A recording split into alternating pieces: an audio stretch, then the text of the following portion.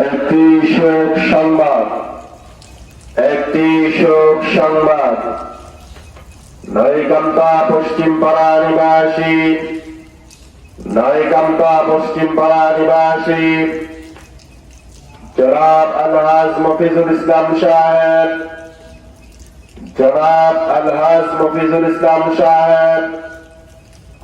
গতকাল সন্ধ্যা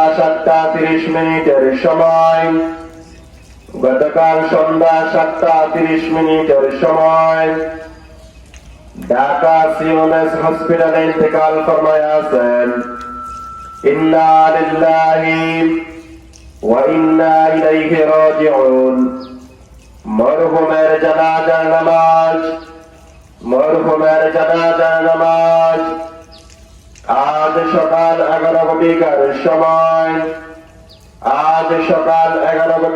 সময় নয়কামতা পশ্চিম পাড়া জামে মসজিদ মাঠ প্রাঙ্গণে অনুষ্ঠিত হইবে। উক্ত জানাজার নামাজে শরীক হইয়া তাহার রূহের মাগফিরাত কামনা করুন।